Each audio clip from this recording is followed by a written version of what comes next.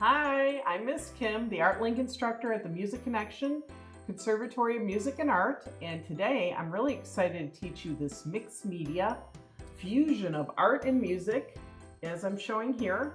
So we will be doing layering, cutting, pasting, and glittering. So let's begin. So here we are doing a music and art fusion mixed media piece, and here is the project. And it says, without music, life would be flat. I thought that was cute. And then creativity is intelligence, having fun.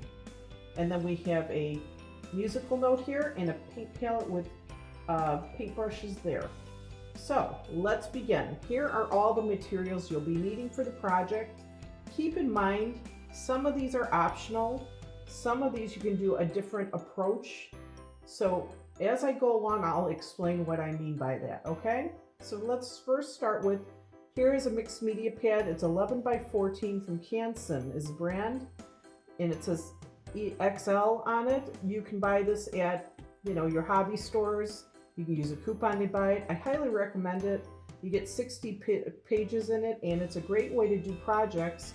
Keep them in here and store it without having a bunch of canvases to bulk up and store or hang on your walls and stuff. It's all in one, and you could carry it. It's portable, so you could draw outside and everything. It's a good investment, and it's not that expensive.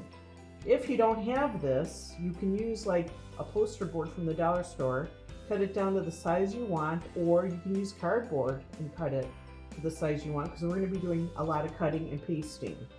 Okay, the other thing is you're getting a printout of these icons and these verses on one page. It's on the materials list. You'll pull it up, and then you can print it out on one page. You're going to use scissors to cut it out like I've done here. So these will be in a rectangular square form, and then just follow the contours of this shape and this shape. Okay, you don't have to cut it with every paintbrush. You just go around that. So simply cut those out that way. You have a box of markers. All the colors I use except for black and brown in this set, and this I bought at the dollar store. A lot of things you can get at the dollar store. I have this little pointer, guys, so I'm going to use him. So here are stencils I have. Use whatever stencils you have. This made me think of music playing in the air, and hearts like loving art and music, so that's why I chose these. The brand is Folk Art, so that's there. I have this We Are Memory Keepers cardstock with a variety of bright colors, basics paper pad. You can get this, or you can use whatever you have or buy other papers that might appeal to you more. This is what I happen to have, and these papers have like a polka dot on one side and then a chevron zigzag on the other. So you're getting two prints on one page. So you just flip it and you'll have this on the other side. So for each color, I use the green, yellow, and teal for my project, but you can pick whatever you want. I also have music note paper, and I ripped it just like I did with the cardstock. This, if you can't find this, then you can always just see if they have anything in cardstock form of musical notes, and if not, maybe even look on the computer and print out a page like this and then just use that and rip it. I also have inks. These are the two I had, pink and blue. I decided to use from close to my heart. You can use any inks you want. It's just so you can do your stenciling. I have a Sharpie paint marker, yellow, a thin one, a thicker black one, and a Twistables Crayola color pencil. This one's a tan color. If you don't have this, you can use a tan crayon. And you can just use a regular black marker instead of a Sharpie if you need to. You're just using that to sign your name, actually. And the yellow is just to highlight around the word music. So you can use just the regular markers if you'd like. Okay, over here, I have just a regular paper plate for your palette, a place to put your Mod Podge glue, and if you don't have that, Elmer's glue is fine. I have a gold metallic gleams paint. That can be at any hobby store you can find it, inexpensive. It's a shiny metallic gold. optional. You don't have to have that for the project. And a yellow gold glitter. This is a shakeable one, Martha Stewart. But if you have a different kind of brand, that's fine. I have 2 foam brushes, a small one. This is for the glue specifically. This one is for the stencil inks specifically. Just the pink. Okay? And then I have an angled liner brush. I got it at the dollar store. It's just a fine tip brush that's tight, and it helps with fixing some things that I did on the project. As I get there, I'll explain what I mean by that. So here I'm using my pointer to help you see everything that I pointed at, and have fun with this. You do not have to follow my project exactly and make it just like this. You can, but you don't have to. If you have other colors you want to use, fine. If you want to do your stencils different, or if you have different stencils, fine. So you know that this is one of those projects that you have a lot of flexibility with. Okay, so let's start. All right, I'm going to move the scissors over, and I have my mixed media pad here. I'm going to tear out a piece of paper from in here, and they're perforated. And what's nice about this is they could stay in here, or you could take them out, make your piece, and you could frame it even. So this is the size of this, 11 by 14. I'm going to set this right here so you can see the example. And here's the paper. What I did, it's all about layering, cutting, gluing, and cutting and pasting and layers. So what I did was I took like my papers here and I just tore them. However, and if it has an edge or a cleaner edge, it doesn't really matter. It's fine. Both look really good.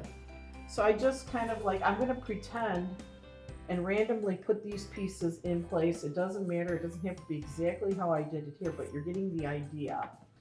And then I'm going to take some other colors, and you just rip. Don't worry about it. And just place it where you think. You're just laying out your composition right now. And this paper, like I said, on either side has different patterns. So try to balance your composition with your colors. I might even move this yellow over a bit. And you can make it however you want. I like the straight edges for the corners or the edges of the paper. That makes it a little easier. You can always cut them at the end with scissors, whatever hangs over. So don't worry about that. And then I have some green.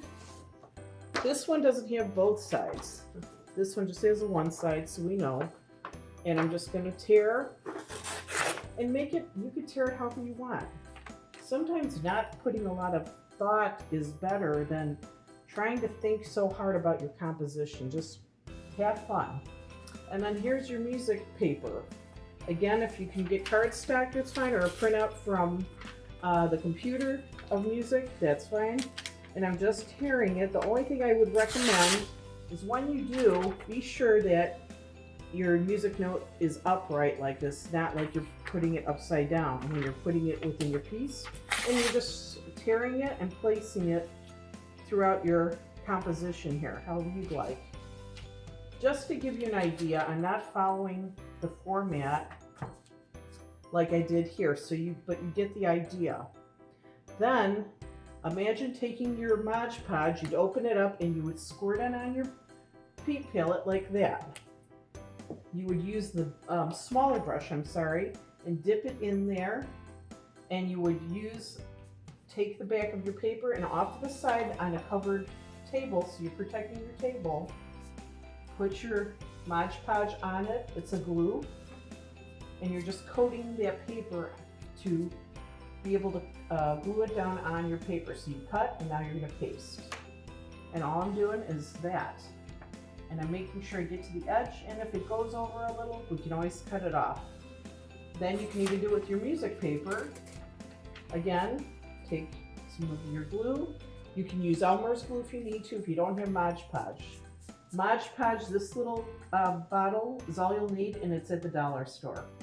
And you can find the foam brushes at the dollar store down, more of like your household items like bulbs and things like paintbrushes and stuff, aisle for that. So if you're looking for it down the crafts aisle, you may not find it. There are the foam brushes, and you get a bunch for $1. And then you just kind of keep gluing and layering. I'm going to tuck this one under here, but I'm following the edge, as you can see, and I'm pushing it down so it'll stick. So you get the idea. That's what I would just continue to do all the way around. For this short tutorial and video, I'm not going to do everything down. You get the idea with how it is. So pretend this is all glued down. Yes, you want white space. It's okay, because you're also going to stencil. So once this is all glued down and pretty dry, which give it a few minutes is all you need. Take a stencil, say the hearts, like I have here. And as you can see, I did it on an angle. And what I did was I opened my ink pad. This brand is Close to My Heart is a brand, but you can use any kind of ink. And you use your foam applicator and you dip it in there, and then you just simply, see, I'm going to line it up the way it was, and you would push down to get those hearts. So I'll demonstrate here. So I'm going to do it on an angle, and it's like, to say that I love music and art with the hearts is why I chose the hearts. And I'm going to wet my sponge applicator, and I'm holding my stencils down, and I'm carefully pushing, patting up and down, straight up and down with my stencil, the hearts. And it could overlap on other papers, and that's fine. On top of the music note paper or music paper is fine. Just keep dabbing until you get it the way you want it. If you want it light like this, you could leave it like that. If you want more color, just hold the stencil down tight while you're doing this, and you get sharper hearts in there. Okay? So I'm going to lift this up carefully, and there's your stencil. Say you get a little in here, that's okay. Take your ink and just kind of do a gentle brushing to feather it out. It's okay, because you know what? You're going to have other things glued on top of not seeing everything anyway. All right, and then I close the ink, because you don't want your ink to dry out. You should close it right away once you're done with it. Okay, now I have the blue. I would do that, say, maybe up here. And then I would do the same approach. So you get the idea what I did with the inks and stencils, like I did here and here on this piece. Next, I would take my these images that were on one piece of computer paper that I compiled in one. You'll print it out on the computer, have your parents help you, and then you'll take your scissors and cut this out. So this will be in a rectangular form, this will be in a square form, and then you follow around the contours of these. What I did then is I took my markers and I colored. So I'm going to push this up a little bit, and I'm going to take my markers, and I'm going to take the yellow, set this over here, and I'm going to color the brushes themselves yellow. See, it doesn't take long. There's some white that shows, that's okay, creates an effective dimension. I'm using my Crayola erasable twistable tan crayon, and I'm going to color in my wooden handles on my paintbrushes.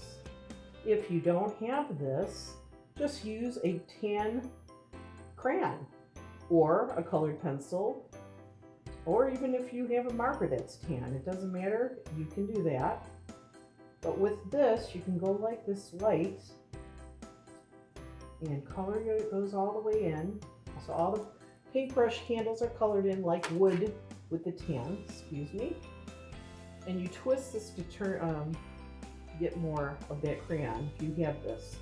And then I go into this part to create the darker, so I push down harder to create the darker shadowing of the paint palette itself on these lines here. And just follow that, and then here too. So you get the idea of how I created mine. All right, and then I colored each of these with the color from the markers, just like it shows here. And then for the palette, I just went back and forth with a line across to paint that, to draw that I should say, or color it in. That's all I did, so that's all you have to do. And you just follow that line across to match You get the idea of what I'm doing. So you would finish that and have this all colored in, and you would take your glue, you would put it on the back, and then place it where you'd like. But before you do that, I guess I would say, before you even do that, you would take all your pieces that you cut out and determine how you want to lay it out. I had it like this, so I'm going to just kind of give you an idea. Before I even would glue it, I would position how I want it to look. And let's say I did it that way, okay? Everything's glued underneath and stenciled. This would all be colored in with stencil. So envision like this, completed. Then I would glue these down again with my foam applicator and the glue, and on the back I would brush it on entirely and place it on top of the pieces that are all glued and ready right on top. And you'll glue all these parts down. Then what I did was I took this little yellow paint marker, Sharpie. It has this kind of tip. I just go ahead and push it down on my paint palette to activate the paint and to create these yellow bright lines. I just kind of did this around the word music, just like so. But you can use a regular yellow marker out of your set of markers is fine too. All right, next I decided, I was looking at my composition and I thought I want to add a little sparkle.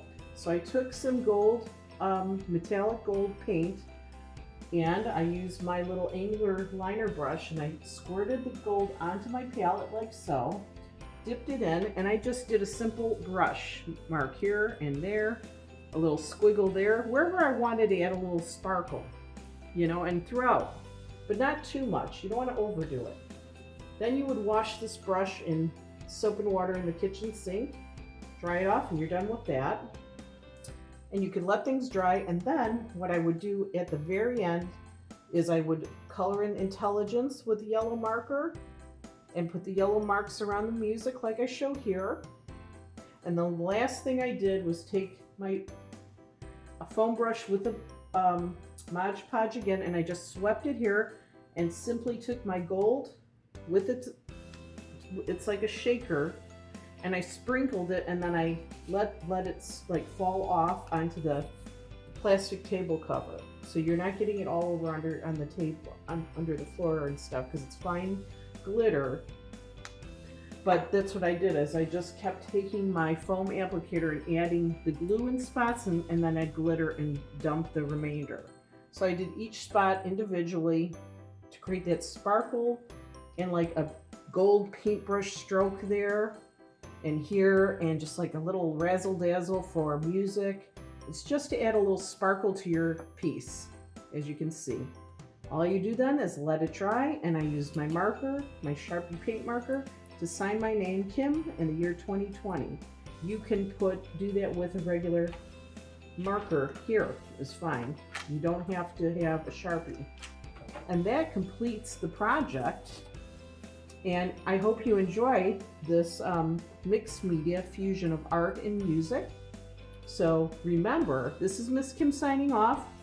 Be happy and keep creating.